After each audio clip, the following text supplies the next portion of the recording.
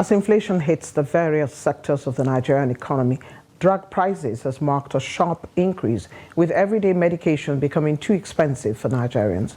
The federal government, in reaction, has restated its commitment to address the surge in drug prices across the country by promoting local pharmaceutical manufacturing.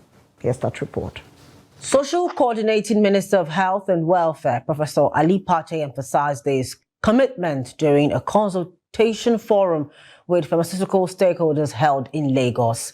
He acknowledged that the global increase in pharmaceutical costs is a shared concern, but President Bola Tinubu's administration is actively implementing measures to ensure affordable and safe healthcare products for Nigerians. As part of the President's renewed home agenda, the health and welfare of Nigerians is key.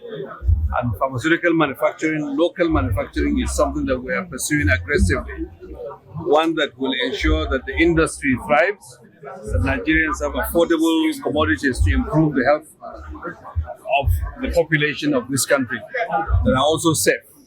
While reassuring stakeholders of the government's dedication to the success of the local pharmaceutical sector, Professor Pate disclosed that several foreign pharmaceutical companies have expressed interest in initiating manufacturing operations in Nigeria. In the pharmaceutical sector, and we have many that are beginning to show interest to come into our economy.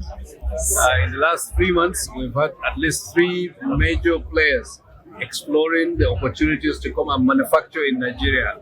And we do hope that many others will come in, that our local industries will thrive. It's not easy at this point, but we know that this dark clouds will pass.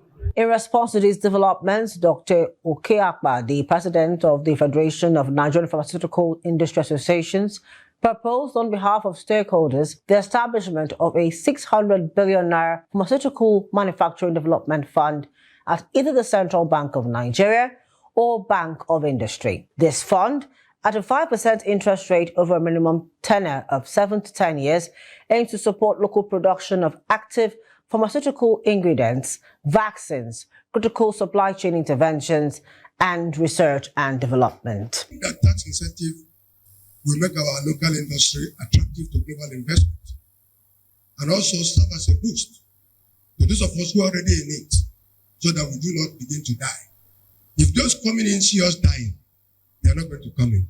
All in his perspective, Professor Cyril Osifo, president of the Pharmaceutical Society of Nigeria, PSN, advocated for the availability of essential drugs in government hospitals and the recognition of the pharmacy consultancies cadre for their contributions to professional enhancement. Addressing these concerns will not only improve the working conditions and working environment for pharmacists, but will also have a direct impact on public health services as a whole.